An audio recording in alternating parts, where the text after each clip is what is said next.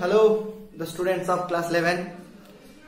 तो আমরা আজকে ইউনিট 7 এর সেকেন্ড চ্যাপ্টার উদস্থিতিবিদ্যা ও বায়ুমণ্ডলীয় চাপ চ্যাপ্টারটা শুরু করব।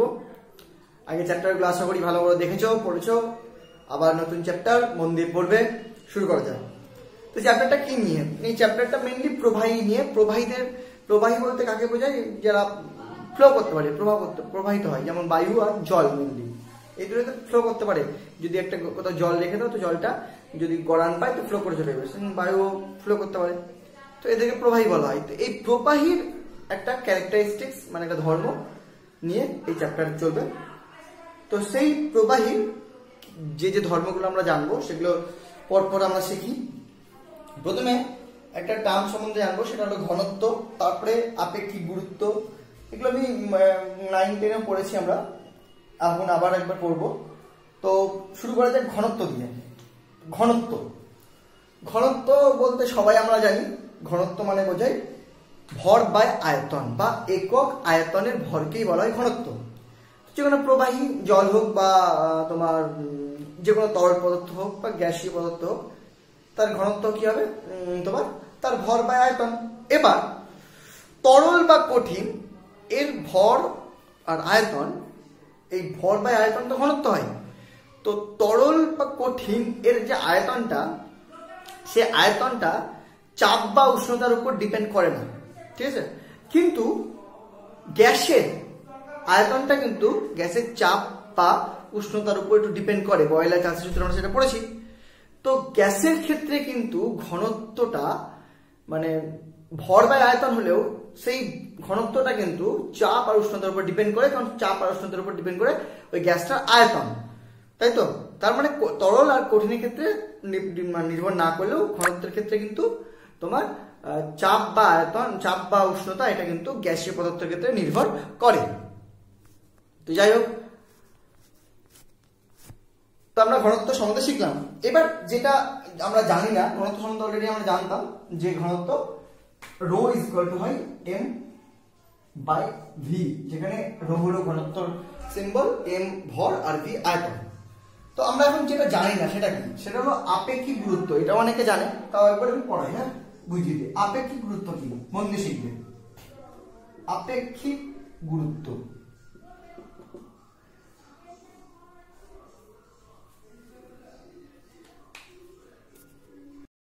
তো আপেক্ষিক গুরুত্বটা কি জিনিস? আপেক্ষিক গুরুত্ব হলো মানে আমরা কখনো কখনো কোনো জিনিসের ঘনত্ব মানে মাপার জন্য অন্য একটা প্রমাণ ঘনত্বের সাহায্য নিয়ে মাপি। মানে একটা কোনো কিছু ঘনত্ব জানা থাকলে প্রমাণ ঘনত্ব বলা, এটাকে তোমার অন্য জিনিসগুলোর ঘনত্ব খুব সহজে বের করা যায়। এবং সেই সহজে বের করার জন্য যে টার্মটা মানে এসছে তাকে বলা হয় আপেক্ষিক গুরুত্ব। মানে আপেক্ষিক গুরুত্ব বলতে বোঝায়, মনে করো কোনো একটা কিছুর আপেক্ষিক গুরুত্ব, সাপোজ তেল, একটা তেলের আপেক্ষিক গুরুত্ব বের করবো। তো তেলের আপেক্ষিক গুরুত্ব বের করা মানে ওই তেলটার যে ঘনত্ব সেটা জলের যে ঘনত্ব, মানে জলটাকে এখানে প্রমাণ ঘনত্ব ধরবো। এবং জলটা শুধু নয়, 4 ডিগ্রি সি টেম্পারেচারে জল, মানে একটা স্পেসিফিক ব্যাপার যে 4 ডিগ্রি সি টেম্পারেচারে জল যে ঘনত্ব দেয়, যে ঘনত্ব হয়, সেটা হলো একটা প্রমাণ ঘনত্ব। তো সেই 4 ডিগ্রি সি টেম্পারেচারে জলের ঘনত্বের তুলনায় তেলের ঘনত্বটা যত গুণ বেশি, তা সেই টার্মটাকে বলা হয় আপেক্ষিক গুরুত্ব। তার মানে আমি যদি আপেক্ষিক গুরুত্ব জানি তাহলে কিন্তু আবার ঘনত্বটা পেয়ে যাবো। মানে ওটা এরকম যে আমি মনে করো তেলের আপেক্ষিক গুরুত্ব জানি, আবার আমি 4 ডিগ্রি সি মানে উষ্ণতায় জলের ঘনত্ব জানি, কারণ জল তো আর পাল্টায় না জল, তো সেইটা জানি। সেখান থেকে কিন্তু আমরা তেলের ঘনত্বটা বের করে দিতে পারবো। তার মানে যখনই আমি ঘনত্বের সাথে মানে এই জলের ঘনত্বের সাথে আমি মানে ঘনত্বের উপর নির্ভর করে বা ঘনত্বকে ধরে আমি যদি অন্য কোনো কিছু ঘনত্ব বের করি, তখনই এই আপেক্ষিক গুরুত্ব টার্মটা আসে। আর এই সংজ্ঞাটা কেমন? বলছে আপেক্ষিক গুরুত্ব মানে বলছে যে কোনো যে পদার্থের আপেক্ষিক গুরুত্বটা বের করছি, সেই পদার্থের ভর দিয়ে হবে, আয়তন দিয়ে হবে, ঘনত্ব দিয়ে হবে। ভর বলতে মনে করো যে পদার্থটা নিচ্ছি সেই পদার্থের ভি আয়তনের ভর, সেটা 4 ডিগ্রি সি উষ্ণতায় সেম আয়তন মানে ভি আয়তনের জলের ভর, বুঝলেন? মানে ভি আয়তন, পদার্থের ভি আয়তনের ভর বাই 4 ডিগ্রি সি উষ্ণতায় ভি আয়তনের জলের ভর। তাহলে পদার্থের ভি আয়তনের ভর মানে 4 ডিগ্রি সি উষ্ণতায় ভি আয়তন জলের যে ভর হবে তার যত গুণ, যে আপেক্ষিক গুরুত্বটা জানি সেই গুণ করলেই কিন্তু আমরা ওই পদার্থের ভি আয়তন পরিমাণের ভর পেয়ে যাব। আবার মনে করো উভয় পক্ষে আমি আয়তনটা দিয়ে ভাগ করে দিলাম, তাহলে উভয় পক্ষে ভাগ করছি, কোনো অসুবিধা নেই। উভয় পক্ষে যদি ভাগ করি তাহলে এখানে হয়ে যাবে পদার্থের একক আয়তনের ভর বাই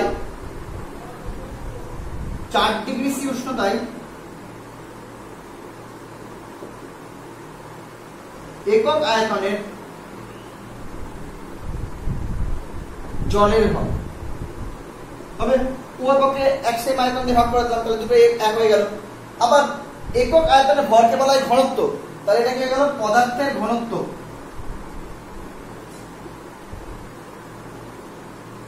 বাই 4 ডিগ্রি সি উষ্ণতায় একক আয়তনে জলের ভর মানে কি 4 ডিগ্রি সি উষ্ণতায় জলের ঘনত্ব, সিম্পল। 4 ডিগ্রি সি উষ্ণতায়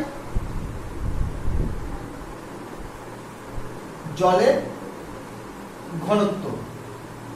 তাহলে দেখো মন দিয়ে, একটা পদার্থের যে পদার্থের ঘনত্ব আমরা যদি জানি আর 4 ডিগ্রি সি উষ্ণতায় যদি জলের ঘনত্ব আমরা জানি, তাহলে সেই দুটো ভাগ করে আমি আপেক্ষিক গুরুত্ব পেয়ে যাব। অথবা শুধু পদার্থটার আপেক্ষিক গুরুত্ব যদি জানি তাহলে আমি 4 ডিগ্রি সি উষ্ণতায় জলের ঘনত্ব দিয়ে সেই আপেক্ষিক গুরুত্বটা গুণ করে আমি সেই পদার্থের ঘনত্বটা পেয়ে যাব।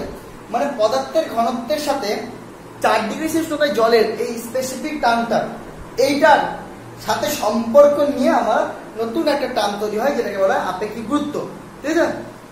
তো আপেক্ষিক গুরুত্ব আমরা সঙ্গে শিখে গেলাম। তাহলে এখান থেকে আমরা বলতে পারি যে পদার্থের ঘনত্ব ইকুয়াল টু আপেক্ষিক গুরুত্ব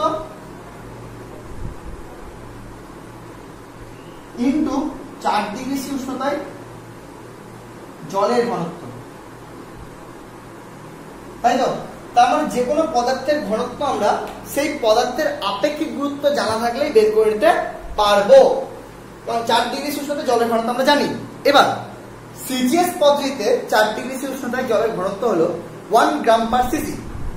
তাহলে সেক্ষেত্রে যদি কোনো পদার্থের আরেকটা জিনিস দেখো, সিজিএস হোক বা এসআই হোক বা এফপিএস হোক, আপেক্ষিক গুরুত্বের কিন্তু কোনো একক নেই। কেন? কারণ দেখো আপেক্ষিক গুরুত্ব মানে পদার্থের ভি আয়তনের ভর বাই 4 ডিগ্রি সি উষ্ণতায় ভি আয়তনের জলের ভর, দুটোই ভর, ভর কেটে গেল। একক আয়তনের ভর বাই একক আয়তনের ভর, ভর কেটে গেল।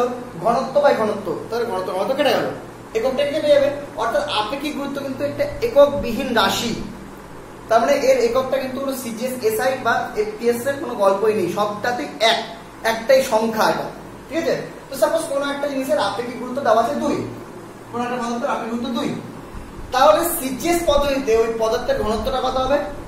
আপেক্ষিক গুরুত্ব ইন্টু 4 ডিগ্রি সি উষ্ণতায় জলের ঘনত্ব। তাহলে আপেক্ষিক গুরুত্ব কত? 2, আর 4 ডিগ্রি সি উষ্ণতায় জলের ঘনত্ব কত? 1 গ্রাম পার সিসি। তাহলে 2 1 কে 2, তাহলে পদার্থের ঘনত্ব হলো 2 গ্রাম পার সিসি। কত হলো? 2 গ্রাম পার সিসি। এবার সেটা যখন এসআই পদ্ধতিতে হয়ে যাবে তখন 4 ডিগ্রি সি উষ্ণতায় জলের ঘনত্ব হলো 1000 কেজি পার লিটার। তো সেক্ষেত্রে কি যাবে? আপেক্ষিক গুরুত্ব 2 থাকবে, কারণ ওটা তো কোনো একক হয় না, তাহলে এখানে শুধু হয়ে যাবে 1000, তাহলে হয়ে যাবে 2000 কেজি পার লিটার। ওকে, আবার যদি সেটা এফপিএস হয়, এফপিএস হলে 62 62, তাহলে সেটা হবে 62 ইনটু 2, তাহলে 62 ইনটু 2 কি হবে? 6 দুগুনি 12, 62.5, হ্যাঁ 62 না 62.5। আর এককটা হলো ঘনত্বের এককটা হলো এলবি পার ফুট স্কয়ার, ঠিক আছে? তাহলে সেক্ষেত্রে যদি বসিয়ে দিই তাহলে হবে এটা 2 থাকবে, 62.5 এলবি পার ফুট স্কয়ার।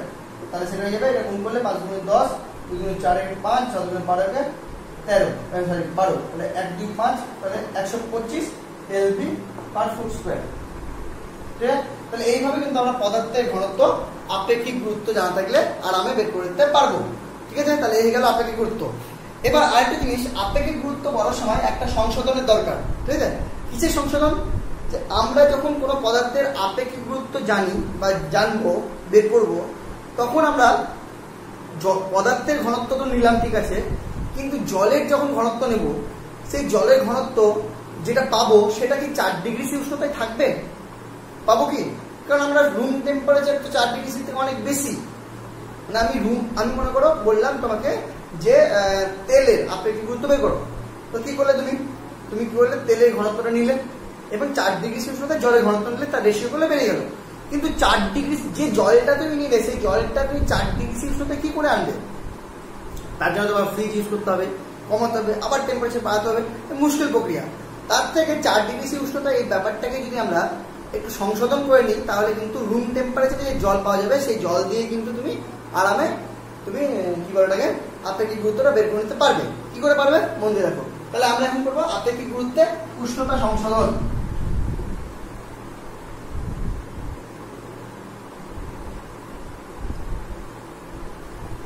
খেয়াল করো কিভাবে করছি।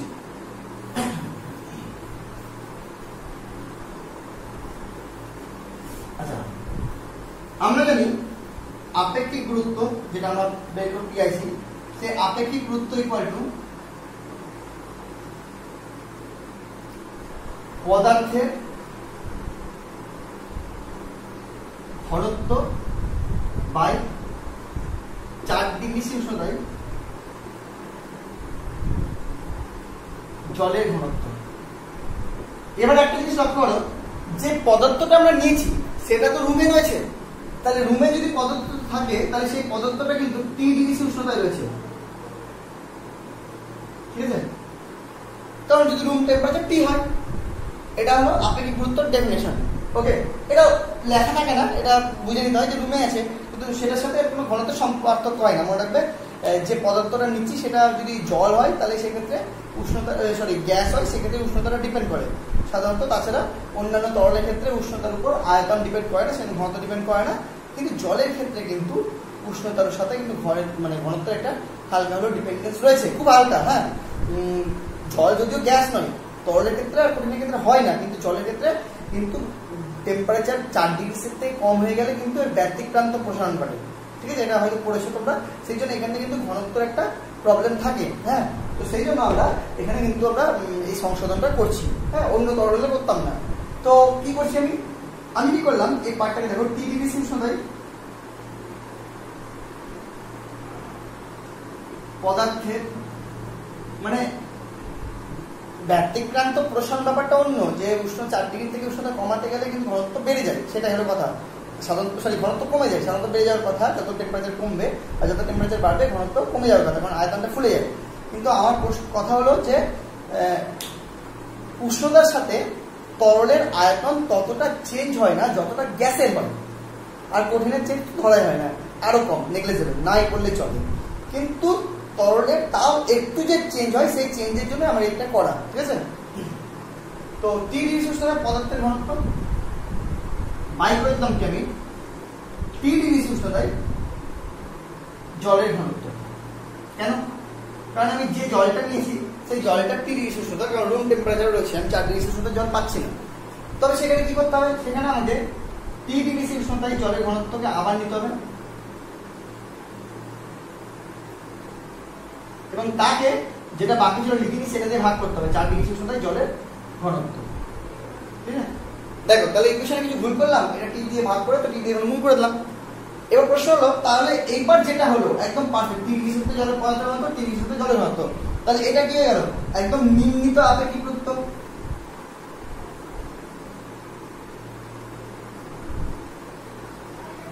তাহলে এই যে ভাগটা করবো, সেই ভাগটা তো করতে পারবো, কারণ পদার্থের ঘনত্ব জানি আমি। 4 ডিগ্রি 3 ডিগ্রি সি জলের ঘনত্ব বের করতে পারবো, অসুবিধা নেই, কারণ 4 ডিগ্রি করার ব্যাপার নেই। কিন্তু এই যে প্রবলেমটা, 3 ডিগ্রি সি জলের ঘনত্ব বা 4 ডিগ্রি সি জলের ঘনত্ব, এটা কেমন হয়? তোমার 3 ডিগ্রি সি উষ্ণতায় তোমার জলের আপেক্ষিক গুরুত্ব, কারণ জলের দুটো, এবং 3 ডিগ্রি সি জলের যদি ঘনত্বের সাথে আমি 4 ডিগ্রি সি উষ্ণতায় ঘনত্ব নিই, তার মানে কি এটা আপেক্ষিক গুরুত্ব গেল না জলের? তাহলে এটা কিন্তু 3 ডিগ্রি সি উষ্ণতায় জলের আপেক্ষিক গুরুত্ব। দেখো কেন?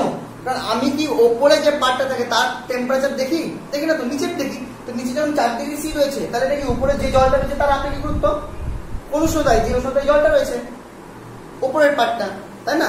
তো এবার দেখো যদি এখানে এই যেটা টি ডিগ্রি সি উষ্ণতায় পদার্থের ঘনত্ব বাই 4 ডিগ্রি সি উষ্ণতায় জলের ঘনত্ব, এটা কার রেজাল্ট? এটা রেজাল্ট হলো 3 ডিগ্রি সি উষ্ণতায়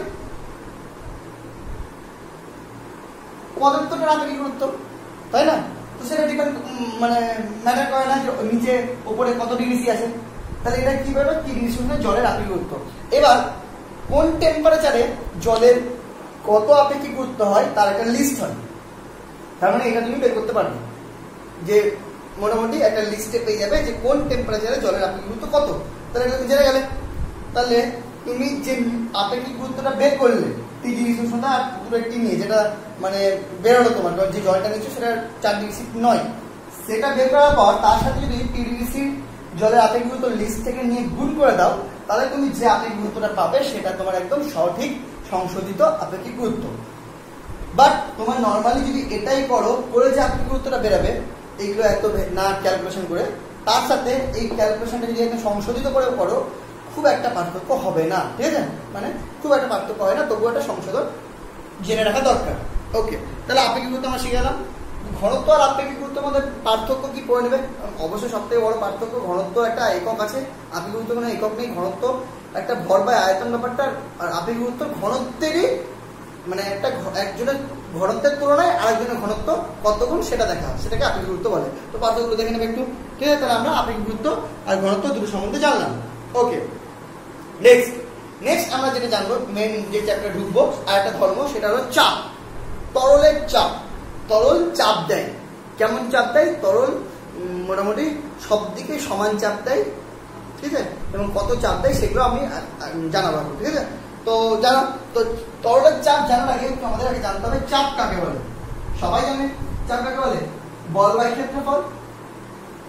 একক ক্ষেত্রফলে যে পরিমাণ বল প্রয়োগ করা হয় তাকে বলা হয় চাপ। আর সেই যে বলটা প্রয়োগ করা হয় সেই বলটাকে বলা হয় ঘাত। কি বলা হয়? বল, ঘাত বল বা ঘাত বলা হয়, ঠিক আছে? তাহলে চাপ ইকুয়াল টু বল বাই ক্ষেত্রফল। তাহলে এখান থেকে বোঝা যায় যত বেশি ক্ষেত্রফল হবে চাপ তত কম হবে, যত কম ক্ষেত্রফল হবে চাপ তত বেশি হবে। কারণ বল তুমি যাই দাও না কেন, বল তুমি মনে করো 5 নিউটন দিলাম, এই ক্ষেত্রফল যদি 10 হয় তাহলে অ্যান্সারটা হাফ হচ্ছে, ক্ষেত্রফল যদি 20 হয় তাহলে অ্যান্সারটা 1/4 হচ্ছে। অবশ্যই 1/4 এর থেকে হাফ বেশি, তার মানে ক্ষেত্রফলের উপর কিন্তু ডিপেন্ড করছে। তাহলে যত বেশি ক্ষেত্রফল হবে চাপ তত কম হবে, যত বেশি চাপ মানে ক্ষেত্রফল যত কম হবে চাপ তত বেশি হবে।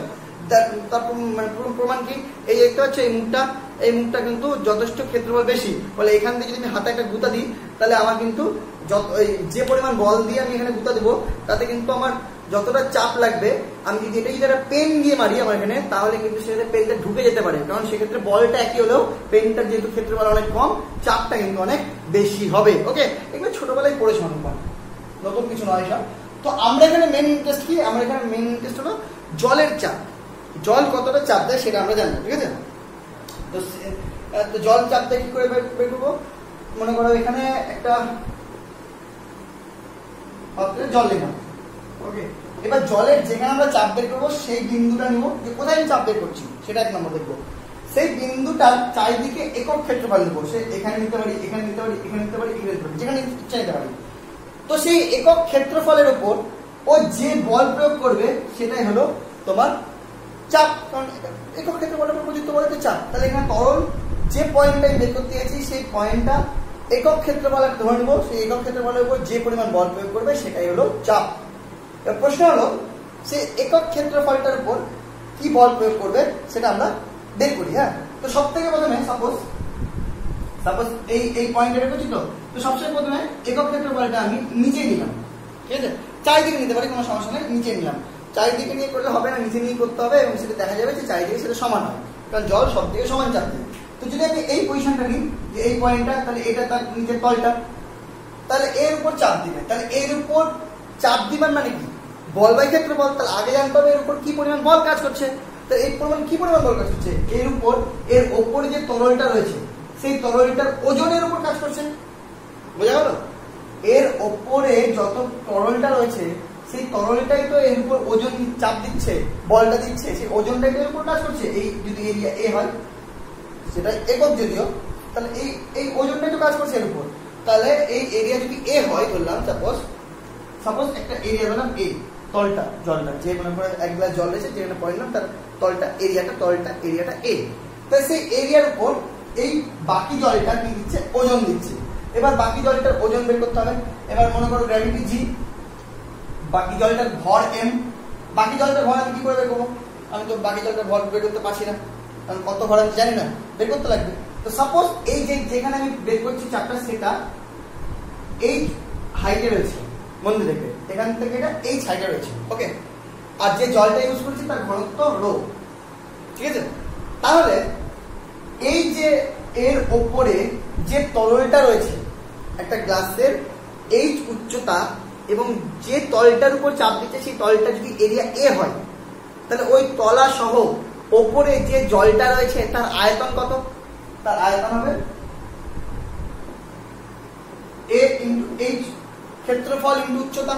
তাহলে কি এই যে জলটা রয়েছে সেই জলটার আয়তন বেরিয়ে গেল, এবং সেই জলটার আয়তনকে যদি সেই জলটার ঘনত্ব দিয়ে গুণ করে দিই, তাহলে কি বেরোবে? তাহলে কিন্তু সেই জলটার ভর বেরিয়ে যাবে। তাহলে আমি যে পয়েন্টে চাপ বের করবো তার ওপরে, মানে সেখানে ক্ষেত্রফলটা ধরে নিলাম এ, তাহলে সেই ক্ষেত্রফলের ওপরে যে জলটা রয়েছে তার ভর হলো এ এইচ রো, যদি এই সাইডের জল থাকে মানে। তাহলে এই ভরটা যে বলটা দিচ্ছে সেটা ইন্টু জি, এই বলটার উপর প্রয়োগ করছে। এবার এখানে এরিয়া কত নিচ্ছে পুরোটা, মানে যে মানে গ্লাসটার যেখানে পয়েন্ট নিচ্ছে তার তলে যে গ্লাসটার তলটা, সেটা এরিয়া কত? এ তো তাহলে এখানে একক ক্ষেত্রফলে, আমি বলছি একক ক্ষেত্রফলে যে বল প্রয়োগ হবে সেটাকে চাপ বলবো। তাহলে সেটা চাপটা কি হবে? এই বল বাই ক্ষেত্রফল। তাহলে বলটা কত? এ এইচ রো জি, এই ওজনটার উপর কাজ করছে, ক্ষেত্রফলটা কত? এ। তাহলে এ কেটে গেল, তাহলে অ্যান্সার হলো কি এইচ রো জি। তাহলে কি বোঝা গেল? যে একটা তরল যে কোনো বিন্দুতে তার নিচের সারফেসটাতে যে চাপ দেয় সেই চাপটা হলো এইচ রো জি। তার মানে একটা তরলের মধ্যে যে কোনো একটা বিন্দু নিলে সেই বিন্দু চারিপাশে যদি একক ক্ষেত্রফল কল্পনা করি, তাহলে তার নিচে যে একক ক্ষেত্রফলটা আছে সেই একক ক্ষেত্রফলে প্রয়োগ করা চাপ কি? এইচ রো জি। এবার আমরা কি জানি? জল সব দিকে সমান চাপ দেয়। যদি জল কি হয়? সব দিকে সমান চাপ দেয়। এটা প্রমাণ দেখাচ্ছে করি, কোনো অসুবিধা নেই। প্রমাণ তো ম্যাথমেটিক্যালি না, এটা এক্সপেরিমেন্টালি প্রমাণ করা যায়। কি করে প্রমাণ করবে? সেটা হলো, তুমি যদি এখানে একটা স্কেল রাখো, এখানে স্কেলের মতো রাখলে, এবং এখান থেকে একটা পাইপ নিলে, পাইপে জল এখানে পাইপটা ভরে এই জায়গাটা থেকে একটা তুমি রবার লাগালে, যে রবারটা চাপটা ফিল করে। তাই রবারটাকে যখন তুমি জলের এই হাইটে নিয়ে এসছো, আচ্ছা সবচেয়ে বড় কথা, যত আমি রবারটাকে ভেতর দিকে নিয়ে যাবো তত তার ওপরের পোর্শনে জলটা বাড়বে। ওপরের পোর্শনে জলটা যত বাড়বে তত তার ওজন বাড়বে, তত তার চাপ বাড়বে। মানে যত আমি এই রবারটাকে গভীরে নিয়ে যাবো তত জলের চাপটা বেশি হবে, তত স্কেলটা এরকম ডান দিকে যাবে।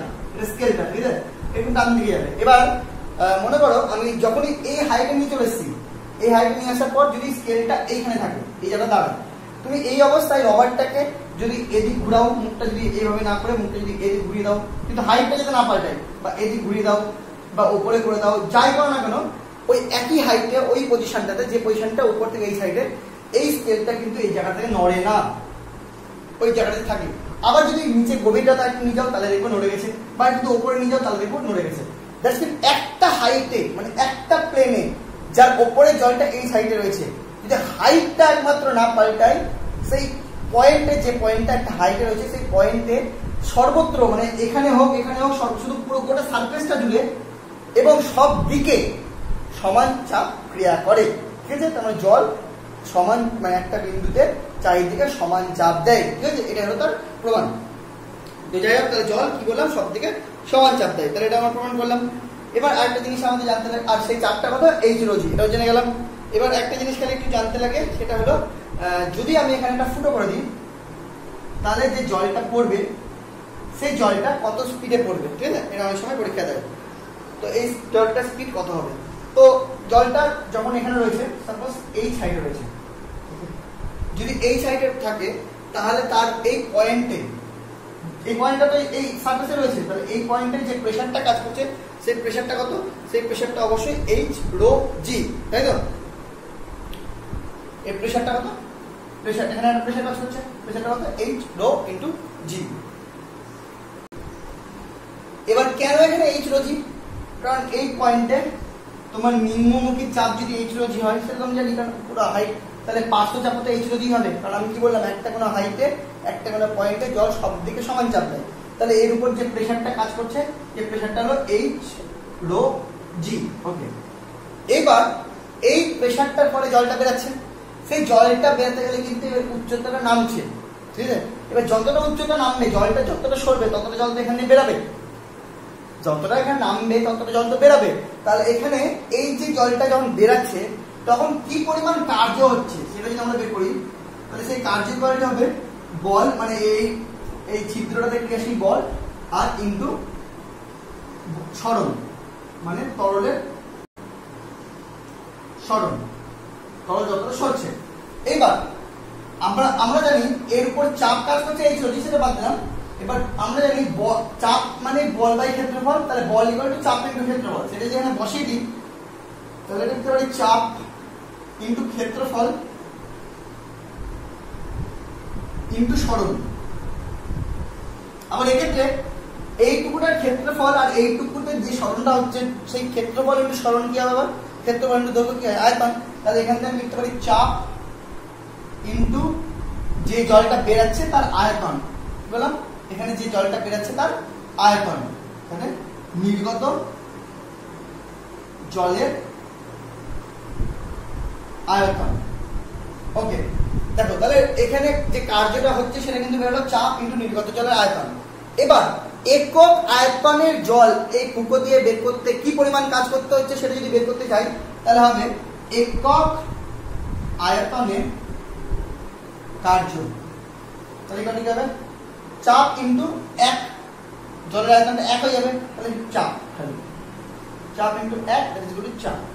তাহলে এখানে কি দেখালাম যে এই ফুঁকো দিয়ে একক আয়তনে জল বের করতে যে কাজ করতে হচ্ছে সেটা চাপের সমান, তাহলে সেটা এইচ রো জি সমান। এবার একক আয়তনে যে কাজটা করতে হচ্ছে সেই কাজের দরুন জলটা এখান থেকে ভি স্পিডে সামনের দিকে পড়ছে। কি হচ্ছে? ভি স্পিডে সামনের দিকে পড়ছে।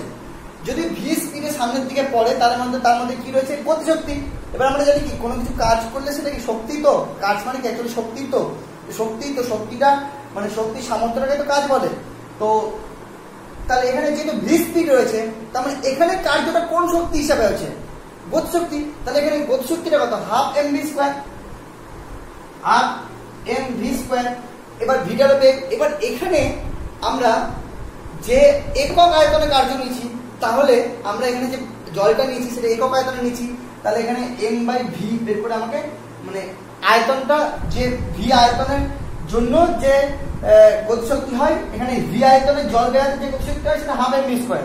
তাহলে একক আয়তনে জল বেরাতে যে গতিশক্তি হয় সেটা half M V square by V. এখানে এই ভিটা কিন্তু বেগ আর এই ভিটা আয়তন, তাহলে এম বাই ভি কি হলো? রো হয়ে গেল ঘনত্ব, তাহলে half into rho into V square. তাহলে এখানে একক আয়তন জলটা যে ফুঁকো দিয়ে বেরাতে যে পরিমাণ গতিশক্তি লাগে সেটা হলো হাফ রো ভি স্কোয়ার। আবার বলছি এই একক পরিমাণ জল বেরাতে যে কাজ করতে হয় সেটা হলো চাপ। তাহলে এই দুটো সমান। আবার চাপ মানে কি? H rho G. তাহলে এখান থেকে আমি কি বলতে পারি? Half rho V square equal to H rho G. Rho কেটে গেল, তাহলে ভি ইকুয়াল টু 2hg তার রুট ওভার। দেখো বুঝতে পারলে? তাহলে এখান থেকে আমি কিন্তু যদি জলের হাইট জানি যে কত নিচে ফুটে পড়েছি, জি তো সবসময় আমরা জানি, তাহলে কিন্তু ইজিলি বলতে পারবো যে ফুঁকো দিয়ে জলটা কত স্পিডে বেরাবে। এবার এখান থেকে আমি বুঝতে পারছি যে V is proportional to root over H, মানে এইচ এর সাথে না হলে রুট এইচ এর সাথে প্রপোর্শনাল। মানে যত ফুটোটা যত নিচে হবে সেই ফুটোটা জলের উপরে হাইটটা তত বেশি হবে, তত বেশি জলের স্পিডটা বেরাবে যখন ফুটো দিয়ে জলটা পড়বে।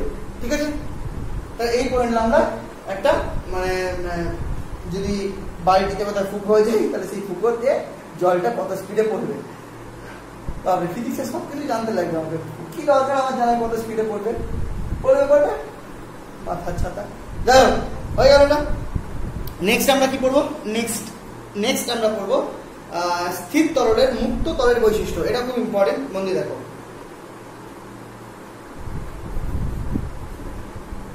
স্থির তরলের মুক্ত তলের বৈশিষ্ট্য মনে রাখবে, স্থির যে তরল হয় তার মুক্ত তল মানে উপরের তলটা যেটা একদম মুক্ত, বাধা নেই কোনো, সেই মুক্ত তলটা সবসময় সমতল হয়। কি বলতে চাইছি, যে মনে করো এই যে জলটা রয়েছে, এই জলটার এই মুক্ত তলটা মানে উপর, এটা তো নিচে একটা মানে কিছুর উপর রয়েছে, কিন্তু এই তলটা মুক্ত ফাঁকাতে আছে, তো এই তলটা সবসময় সমতল হয়, একদম সোজা হবে। যদি সোজা না হয় তাহলে কি হবে দেখো, সাপোজ এটা সোজা না হয় এরকম, বুঝতেই পারেন। তাতে প্রবলেম কি, প্রবলেম একটাই, যদি এই পয়েন্টটা নিই আর এই পয়েন্টটা নিই, এই পয়েন্ট দুটো কি একই লাইনে রয়েছে, তো একই লাইনের পয়েন্ট যদি নিই তাহলে এখানে যে চাপ কাজ করবে এখানে সেই চাপ কাজ করবে, কিন্তু এখানে হাইটটা যদি h1 হয়, এখানে যদি হাইটটা h2 হয়, কারণ দেখো যদি ঢেউ টানানো হয় তার হাইটটা তো আলাদা হয়ে গেল, তাহলে এখানে চাপটা কি h1 রো জি, রো জি তে সব সেম একই জল আর একই গ্র্যাভিটি পৃথিবীতে রয়েছে, আর এখানে h2 রো জি, তাহলে রো জি কেটে গেল, তাহলে কি হলো h1 = h2।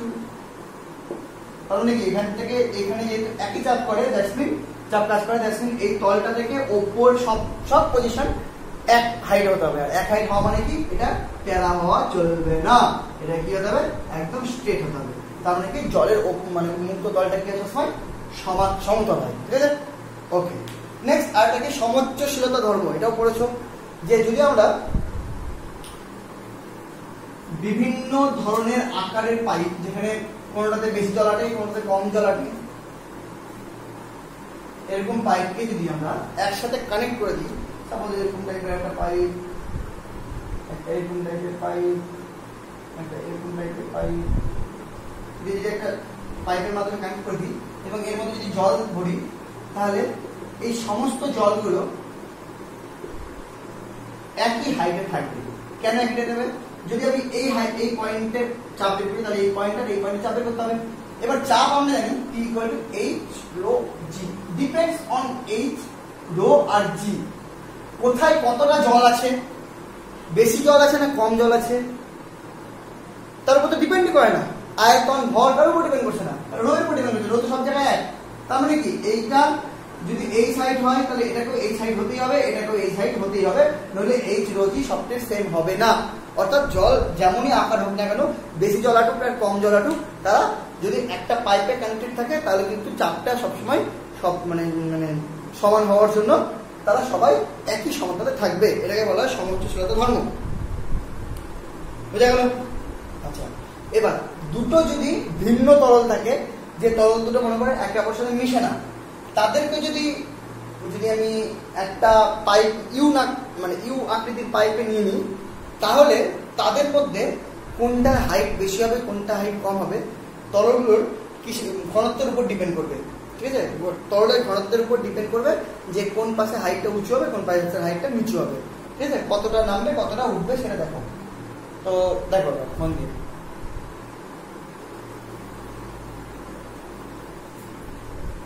মনে করো একটা ইউ আকৃতির পাইপ নিয়েছি, ওকে, এখানে একটা তরল দেওয়া আছে, তরলটা অবশ্যই সমোচ্চশীলতা ধর্ম অনুযায়ী একটা সেম হাইটে থাকবে, ঠিক আছে। সাপোজ এই তরলটা তোমার ঘনত্ব রো 1, ওকে। এবার তার উপর যদি মিক্স খায় না এরকম যদি আরেকটা তরল এর মধ্যে ডুবাই, যদি আরেকটা তরল ডুবাই, একটু অন্য আকৃতি আঁকলাম, তাহলে কি হবে, সেই তরলটা এর উপর একটা প্রেসার দিলে যার ফলে এটা একটু নেমে যাবে, ঠিক আছে, এবং এ কি হবে একটু উঠে যাবে,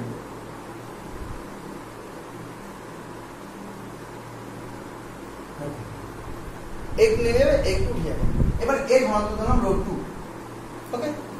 এইবার এই পোরশনটাতে এই H2 হাইটের প্রেসারটা পড়বে, ঠিক আছে।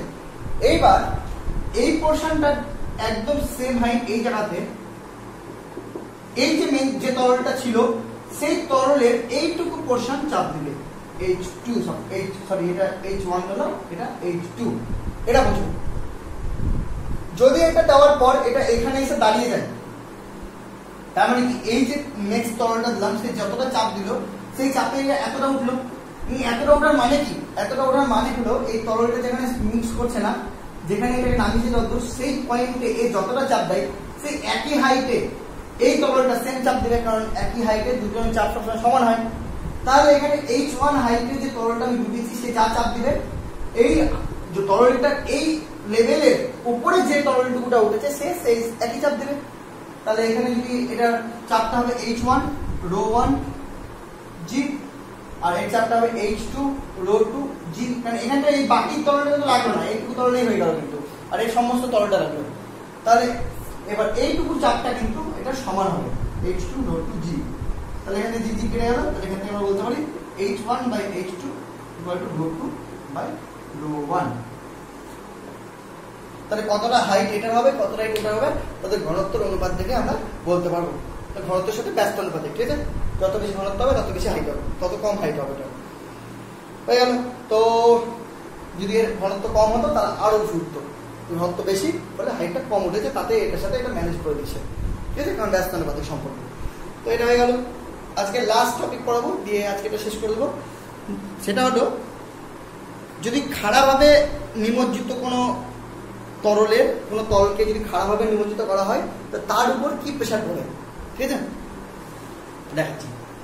তারপর পরের ক্লাসে আমরা পাস্কাল সূত্রটা পড়বো, কারণ ক্লাসটা বড় হয়ে যাচ্ছে, প্লাস পাস্কাল সূত্র আজকে ক্লাসে হবে না। এবার একটা খাড়াভাবে যদি কোনো তলকে তরলের মধ্যে নিমজ্জিত করা হয় তার উপর কি পরিমাণ পার্শ্ব চাপ পড়ে সেটা পড়ে। একটা বিন্দু উপর চারিদিক দিয়ে সমান চাপ পড়ে, ঠিক আছে, জানা আছে, কিন্তু একটা তলের উপর কেমন চাপ পড়বে পার্শ্ব চাপটা। পাত্রটা এর মধ্যে একটা তল থ্রিডি করবো, এর মধ্যে তল ঢুকে দিয়েছি, তাহলে এর উপর কেমন চাপ পড়বে? তলটা একটু ভেতরে ঢোকে, কেমন চাপ পড়বে? ফ্রন্ট পোর্শনটা অ্যাকচুয়ালি মুখটা একটা থ্রিডি আছে পুরো, ঠিক আছে? তাহলে এর উপর কেমন চাপ পড়বে? তো সাপোজ এই পোর্শনটা যদি H1 হাইটে হয় আর এই পোর্শনটা যদি H2 হাইটে হয়, আর যদি এটা জানি আমরা A বা B যদি জানি যে এর যে হাইটটা সেটা A হয়, তাহলে আমি অবশ্যই বলতে পারবো H2 equal to H1 plus A, এটা বলতে পারবো। তাহলে অবভিয়াসলি এইখানে এই পোর্শনে যে চাপটা পড়ছে সেটা হলো H1 ρ g, আর এই পোর্শনের নিচের পোর্শনে তলের পোর্শনে যে চাপটা পড়বে সেটা হলো H1 প্লাস A ρ g, তাই তো? বন্ধু দেখো উপরের পোর্শনে এখানে এর উপরে বলো, এই লাইন বরাবর উপরে বলো, সাইডে বলো, যাই বলো, মানে এই সারফেস বরাবর, মানে ওই জায়গাটাতে সব দিকে চাপ পড়ছে কি H1 ρ g, আর এই সারফেস বরাবর কাজ করছে কি H1 প্লাস A ρ g। ওকে, তাহলে এই গোটা বডিটাতে যে পার্শ্ব চাপটা পড়বে সেটা এর চাপটা আর এর চাপটার অ্যাভারেজ পড়বে। কারণ এর মানে যে আমি জিনিসটাকে ডুবিয়েছি, যদি এটাকে ডুবিয়ে দিই তাহলে এটা ডুবানোর পর এই মাথার এই জায়গাতে চাপ পড়ছে H1 ρ g, এই মাথার এই ধারগুলোতে চাপ পড়ছে H1 ρ g, আবার এই কোন তলের চাপ পড়ছে H2 ρ g, যেটা হলো H1 প্লাস A ρ g, বা এর সাইডগুলোতে চাপ পড়ছে H1 প্লাস A ρ g। তাহলে বাকি বডিতে যে চাপটা হবে সেটাকে ধরতে হবে দুটো চাপের অ্যাভারেজ। তাহলে অ্যাভারেজটা কত? অ্যাভারেজটা হবে কি H1 ρ g plus H1 plus A ρ g by 2। তাহলে এই অ্যাভারেজ চাপ পড়ছে গোটা বডিটার পার্শ্ব চাপ হিসাবে, ঠিক আছে? তাহলে যদি পার্শ্ব চাপ এটা হয় তাহলে পার্শ্ব ঘাতটা কত হবে? এই চাপ একটু ক্ষেত্র হয়, যদি এটা A হয় এটা B হয়, যদি প্রস্থটা P হয় তাহলে ক্ষেত্র হবে A। তাহলে এটা হয়ে গেল তোমার এই বডিটার উপর ঘাত, যে পার্শ্ব ঘাত পড়বে, পার্শ্ব এগুলোর পথে যে ঘাতগুলো পড়বে, যে সামনে থেকে সাইড থেকে পিছন থেকে সেটা কত? এই এটা ইন্টু এই, ঠিক আছে? তাহলে এটা একটু দেখে নেবে, করে দিলাম, হয়ে গেল। তাহলে এই পার্টটা শেষ হয়ে গেল, ক্লাসটা এমনি অনেক বড় হয়ে গেল, আর পাস্কালটা আজকে করাচ্ছি না, পাস্কালটা দিয়ে পরের সেকেন্ড ক্লাসেই চ্যাপ্টারটা শেষ করে দেওয়ার চেষ্টা করবো। এই চ্যাপ্টারটা দুটো বেশি ক্লাস করাবো না, ঠিক আছে? তো দেখে নাও, ভালো মতো পড়ে নাও, কোথাও বুঝতে অসুবিধা হলে কমেন্ট করবে, বন্ধুদের সাথে শেয়ার অবশ্যই করবে। Thank you, tata, bye by.